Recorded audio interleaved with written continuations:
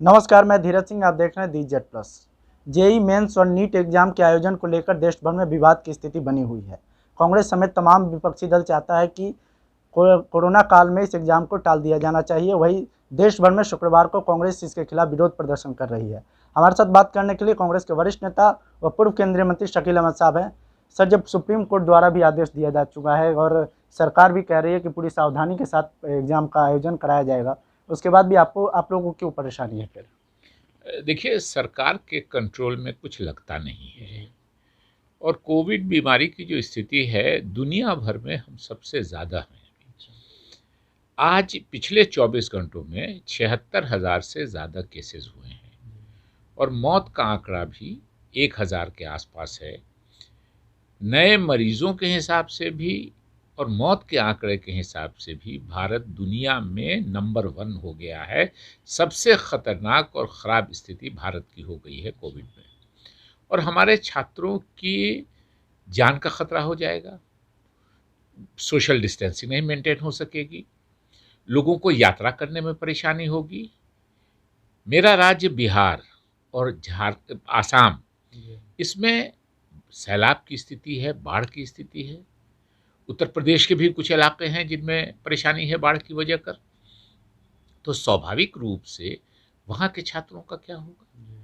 न्यायालय ने एक फैसला दिया है। हम लोग आज न्यायालय लोगों ने फिर अप्रोच किया है। न्यायालय अपने फैसलों को रिव्यू करता है और रिव्यू करने का अधिकार है उनको। हमने फिर न्यायालय के लोगों से जो कई राज्यों के मंत्रियों ने आग्रह किया है कि अपने फैसले पर नज़रसानी कीजिए, इसलिए कि युवाओं के और हमारे नौजवानों के और छात्रों की जान से खेलना। नीट की परीक्षा हो, जेईई की हो, सबों को आप छात्रों को लगता है कि हमारा करियर ख़त्म हो जाएगा अगर हम नहीं शामिल होंगे। और अगर वो शामिल होते हैं तो उनको कोविड बीमारी का, उसके जो दूसरे असरात हैं उनका, बहुत से ऐसे परिवार हैं मध्यवर्गीय जिनकी आमदनी इस बीच में ख़त्म हो गई है, उनको स्थिति इस स्थिति में नहीं है कि अपने बच्चों को वो कराएं शामिल इसमें। तो इसलिए सरकार को और जो अथॉरिटीज़ हैं उनको सोच समझ के इसको स्थगित करना चाहिए। और फिर एक जब ग्राफ कुछ कम हो, कुछ और सुविधा और सोशल डिस्टेंसिंग, हवाई जहाज़ में तो आप उड़ाते हैं तो मेंटली नहीं होता है, ट्रेन में सोशल डिस्टेंसिंग हो ही नहीं पा रही है। तो स्वाभाविक रूप से जिद नहीं करना चाहिए और इसको स्थगित करना चाहिए। यही मांग कांग्रेस ने की है, यही मांग और विपक्षी दलों ने भी की है। कई राज्यों के मुख्यमंत्रियों ने मांग की है, मंत्रियों ने न्यायालय से गुहार लगाई है। इसलिए इसको मेरे ख्याल में स्थगित करना चाहिए। सरकार द्वारा कहा जा रहा है कि जो एग्ज़ाम सेंटर हैं उनके में आंकड़ों में बढ़ोतरी की गई है। जो सोशल डिस्टेंसिंग के नियम आप जो लगातार बोल रहे हैं उसमें एक क्लास में आपको जो 15 से 20 स्टूडेंट करने की व्यवस्था की गई है।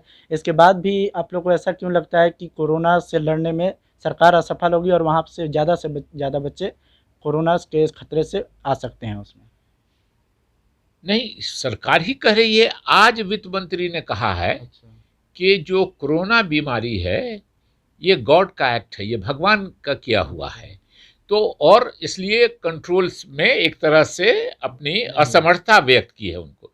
तो सरकार एक तरफ कहती है कि कोरोना भगवान की भेजी हुई बीमारी है और दूसरी तरफ कहती है कि हम इसको कंट्रोल कर लेंगे।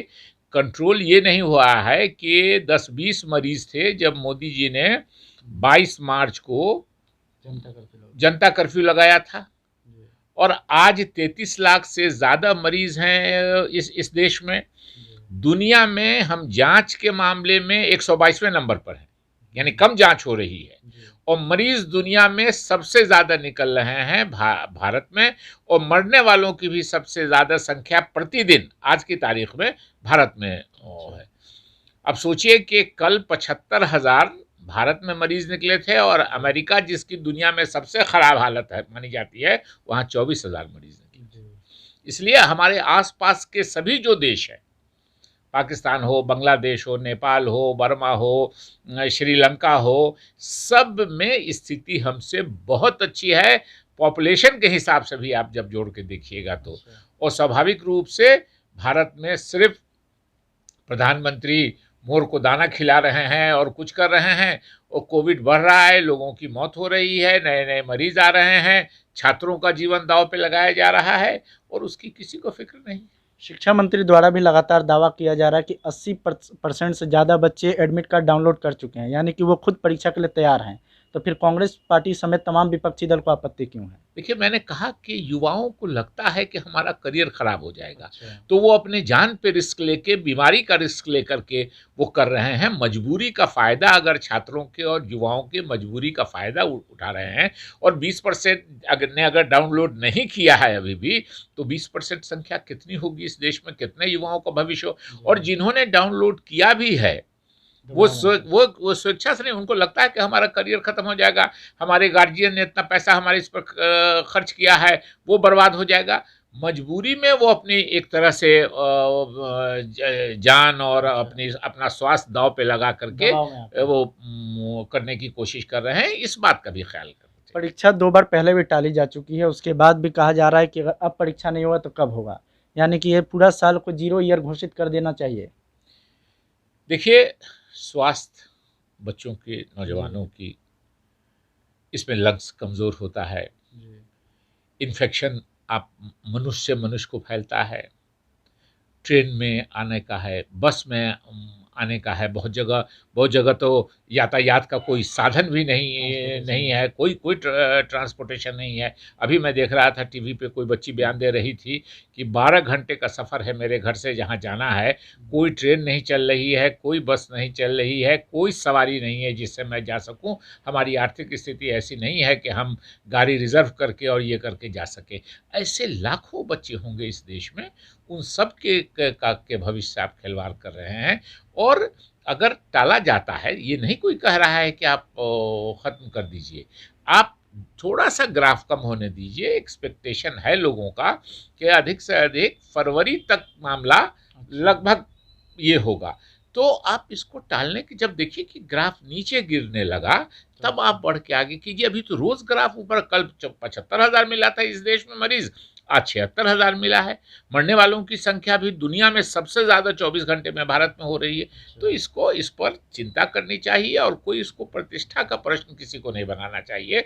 हमारे छात्रों के, हमारे नौजवानों का जीवन बहुत मूल्य है, राष्ट्र की संपत्ति है वो, राष्ट्र की धरोहर है वो, और उनके जान से, उनके स्वास्थ्य से खिलवाड़ नहीं करना चाहिए। एक आखिरी सवाल है कि कांग्रेस की नज़र में क्या परीक्षा का टालना ही एक समाधान है, या फिर इसके विकल्प में भी कुछ अन्य समाधान अपनाई जा सकती है? देखिए, अगर सरकार का रवैया ठीक रहता, लगता कि सरकार चाह के कंट्रोल ले सकती है, तो कांग्रेस को कोई आपत्ति नहीं। लेकिन ये सरकार के मंत्री कह रहे हैं, वित्त मंत्री जो सबसे एक तरह से महत्वपूर्ण है, वो कह रही हैं कि ये भगवान का किया हुआ है, हम इसमें क्या करें।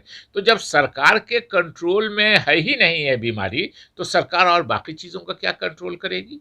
आज आप कहिएगा कि 500 आदमी को कोरोना हो सकता है, हम उसका इंतज़ाम करें, कल अगर उसको हो गया 2000 आदमी को, तो जितने बच्चे हैं सब इन्फेक्ट हो जाएंगे। तो इसका ख्याल रखना चाहिए, और इसको मैं बार बार कहता हूं कि सरकार को या किसी को भी, न्यायालय में गए हैं, हमको उम्मीद है कि न्यायालय भी अपने फैसलों की समीक्षा करता है, तो करे, कि किसी को भी इसको प्रतिष्ठा का प्रश्न नहीं बनाना चाहिए। युवाओं के, छात्रों के जीवन से खिलवाड़ नहीं करना चाहिए, यही हम मांग करना चाहते हैं। इसका मतलब ये है कि सरकार को बच्चों की चिंता नहीं है। लगता वही है कि कोई कारण जरूर है, जो प्रतिष्ठा का प्रश्न उन्होंने बनाया है, इसमें ज़रूर हम लोगों को लगता है कि मोदी जी करते हैं कुछ, सामने में नज़र कुछ आता है और निशाना कहीं दूसरी जगह रहता है। क्या निशाना है, ये तो कुछ दिन के बाद पता चल जाता है, देश से छुपता नहीं है, पता चल जाता है। लेकिन कहीं भी निशाना हो, हमारे छात्रों के जीवन से बहुमूल्य चीज़ कोई नहीं है, उनके स्वास्थ्य से बहुमूल्य चीज़ नहीं है कोई, इसलिए ज़िद नहीं करनी चाहिए और इसको स्थगित करनी चाहिए। हमसे बात करने के लिए धन्यवाद। जी, बहुत धन्यवाद। देखिए सर, काट काट के एक ही चीज़ पर